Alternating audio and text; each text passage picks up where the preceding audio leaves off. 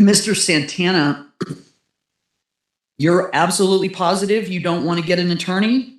Under the competency law, I've been cleared for competency twice. I'm not allowed to be deemed incompetent again. I hereby demand a court-martial. This is I'm an active enlisted Marine. This is a military operation to investigate conspiracy to operate a city-state within the territory of the United States. All right, we're gonna have to set a competency advisement hearing. I hereby demand a court-martial. We're going to give If you do not another- comply, this is high treason. You are marked for death. All right, Mr. Santana, we're going to give you another court date. I'm going to advise you regarding competency. Hey guys, welcome to today's video. We've got 2 cases to go over, both with court dates coming up next week. First, we'll look at a self-proclaimed active duty Marine who escalates things by threatening a judge with charges of high treason and even goes as far as marking her for death. Definitely one of those you can't make this up moments. Then, we'll move on to a sovereign citizen case where the defense attorney actually steps away from representing her client because she says she can no longer ethically continue while he insists on using completely outrageous legal arguments as his defense. Let's get into it. All right, 23M492, People versus Aaron Santana. Code Word Miracle Baby of Boston.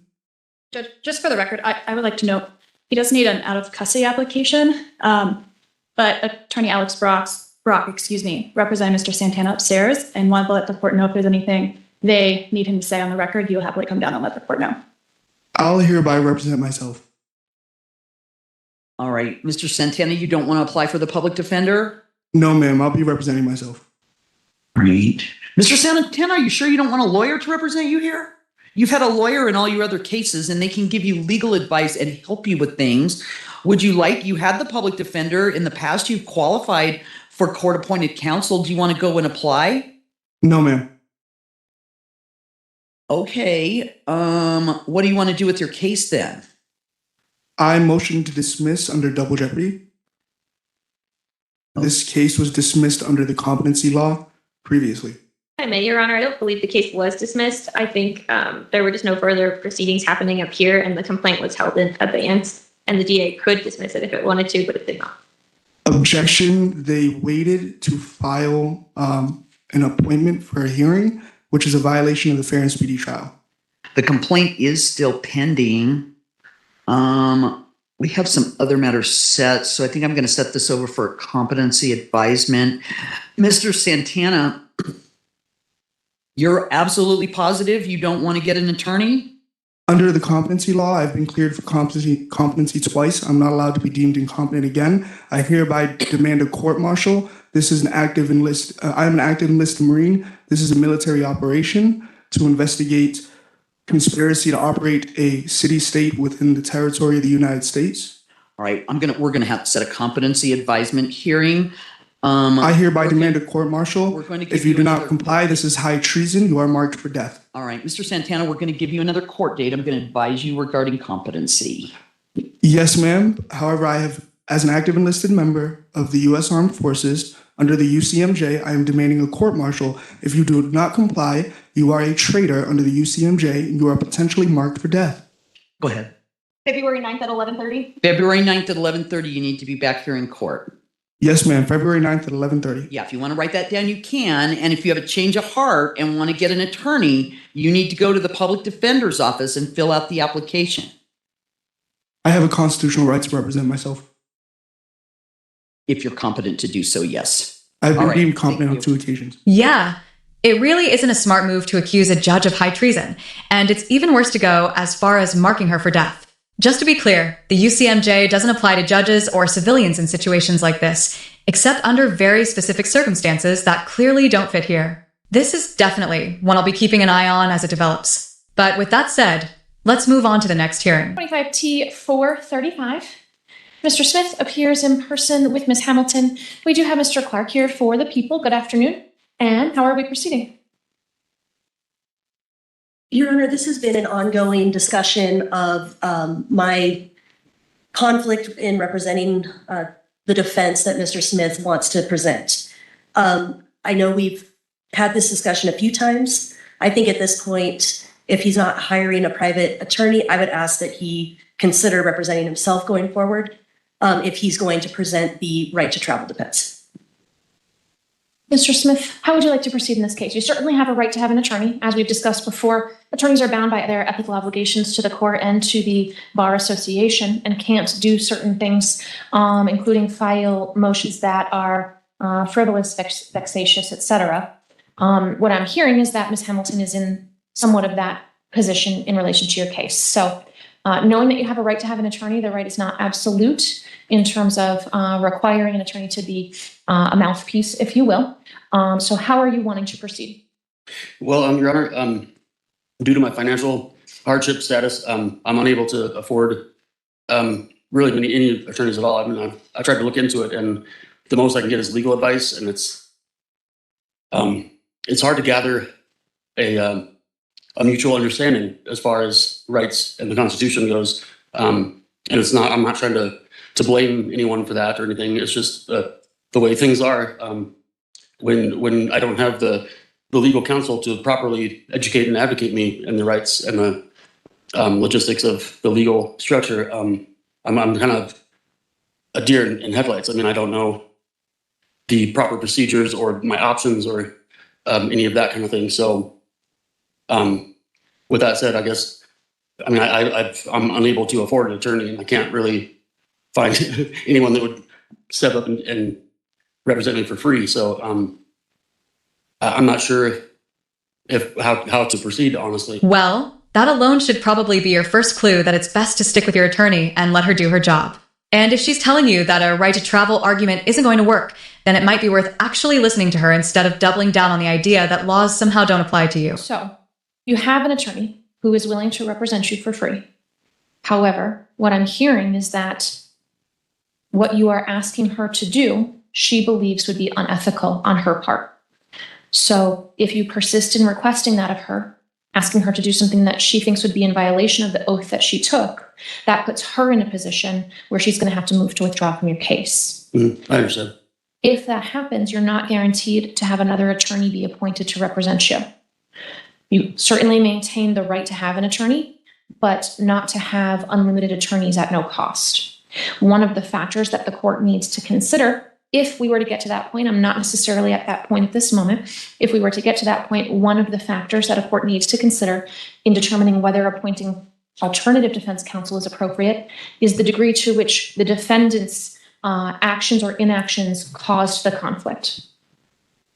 What I'm hearing is that that might be at play. I'm not moving into a full burger-root hearing, which is the type of hearing where we clear the courtroom and attorney-client privileged information may be divulged. We're not having that hearing.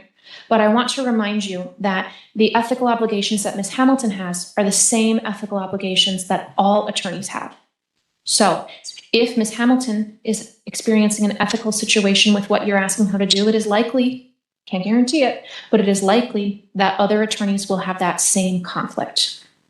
So knowing that, what do you want to do in your case? You don't have to have an attorney, although you have a right to.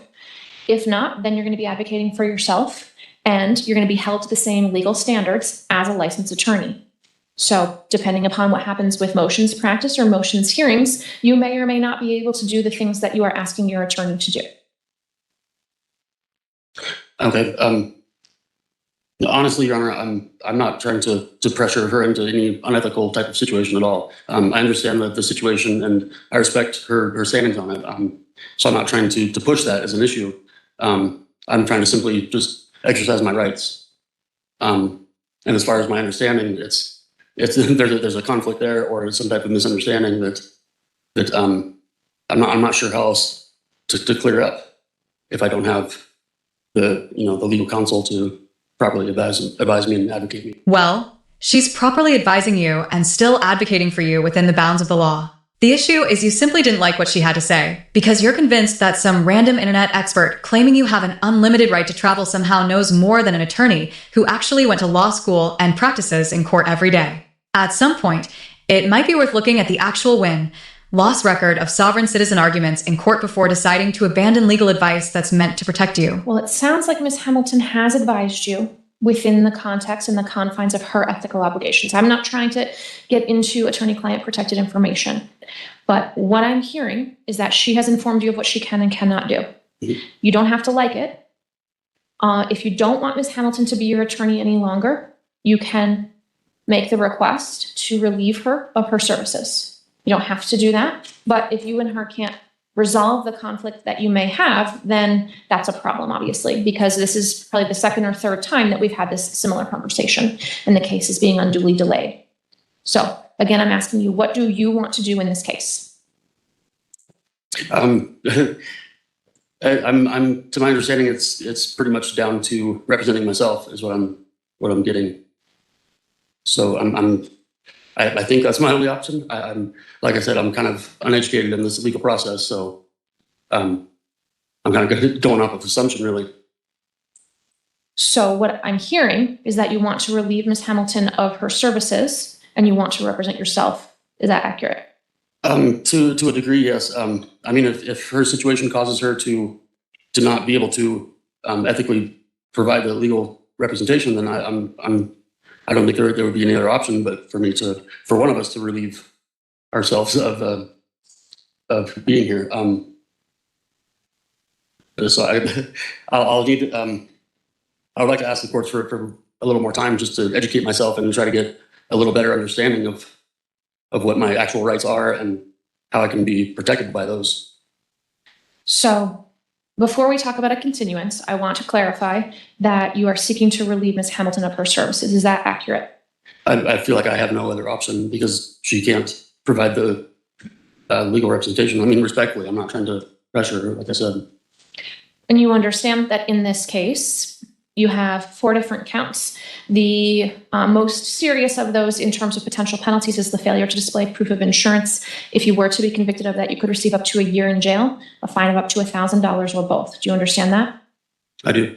Do you also understand that criminal law is a complicated area and attorneys trained in this field are and can be of assistance in assisting individuals to navigate that? You currently have an attorney, but there is, what I'm hearing, is a conflict. Do you understand that? To an extent, yes. Yes, Your Honor.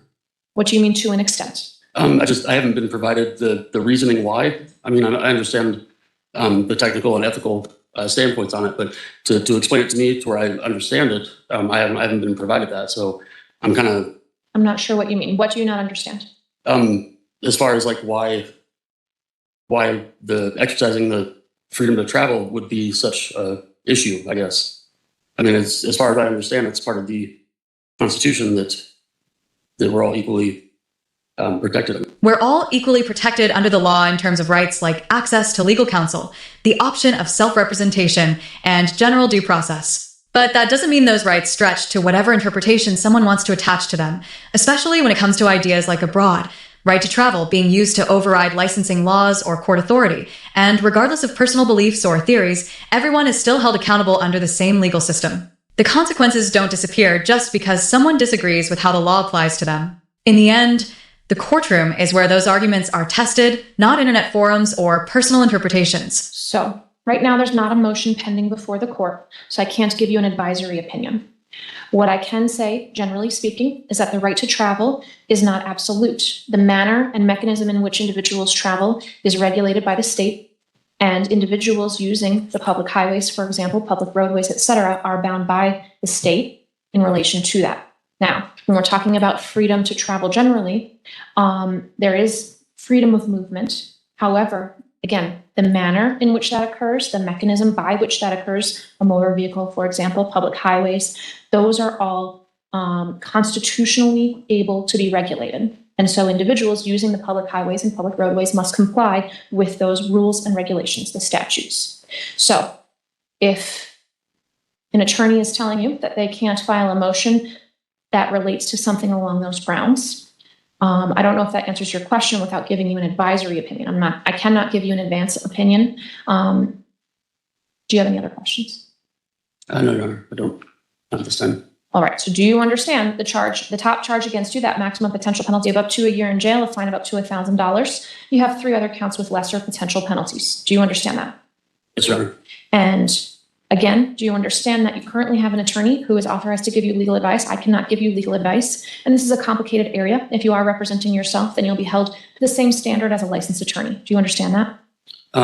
Not completely, but what don't you understand about being held to that standard? The logistics behind that, as far as that's not the same thing. I cannot be your legal instructor. I cannot be a law professor. Do you understand that if you represent yourself The standard is the same. Whether or not you know how to do it is a different issue. Yes, I understand, Your Honor.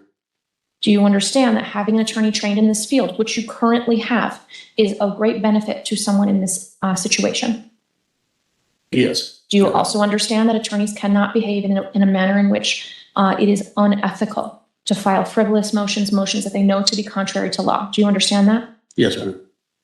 And do you understand that you cannot force an attorney to file a motion that they believe to be contrary to law?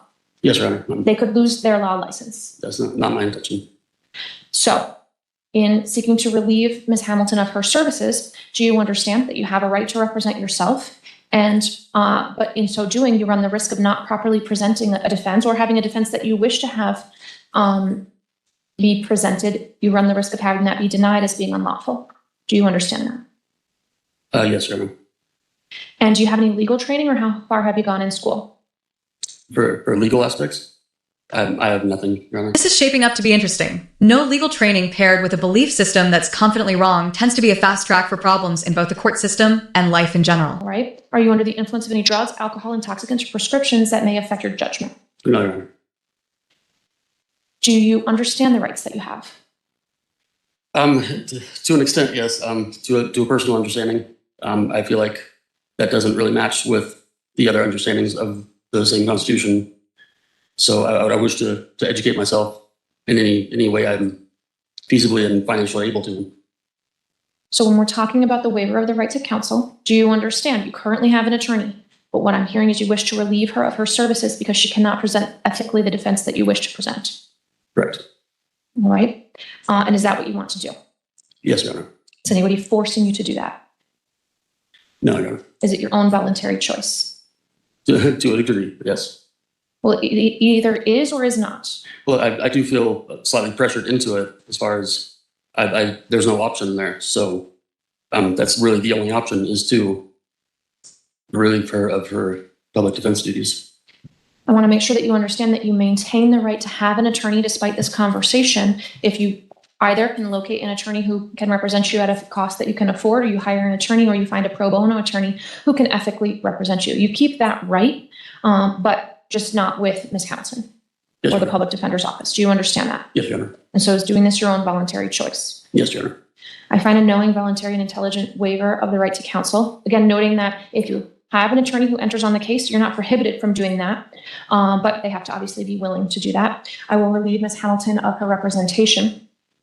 I want to make sure that you understand a couple of other things. First of all, should we proceed to a motions hearing or to trial, then you have a right to present any defense or evidence that you wish, provided that it is lawful. If you're seeking to file a motion, I'm hearing allusions to filing motions to dismiss for certain allegations of violations of constitutional rights. You need to file a written motion to put the people on notice of what they need to defend against or have a motions hearing about.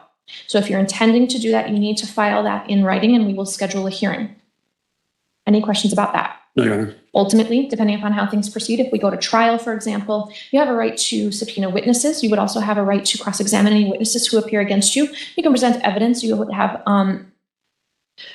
the opportunity to cross-examine any witnesses and compel the appearance at a trial of any witnesses that you may wish to be here by way of a subpoena. If you want to have subpoenas issued, you need to bring the name and address of that person to the court clerk's office. They'll issue the subpoena to you. You need to make arrangements for that person to be served. This we're talking about is for a trial, or if you need their testimony in a motions hearing. Any questions about that? No, Your Honor. All right. You also have a right to have discovery in your case. Your attorney should have discovery already, so you can make contact with Ms. Hamilton to receive your discovery, or in lieu of doing that, you can go up to the second floor to the district attorney's office and make a request to the DA's office to receive your discovery. Do you have any questions about that? No, Your Honor. All right. How would you like to proceed in your case? I think I'll go with the filing a written motion. No, that approach is going to end in a loss in court. All right, guys, that's the end of today's video. I just wanted to give you a heads up about what's coming in the next week or so. Our next video will feature a dangerous sovereign citizen, Karen, who is likely going to be put away for a very long time. So definitely stay tuned for that one. If you enjoyed the video, hit the like button, and if you didn't, hit the dislike. Either way, feel free to leave a comment below and subscribe with notifications on so you don't miss any of my upcoming content.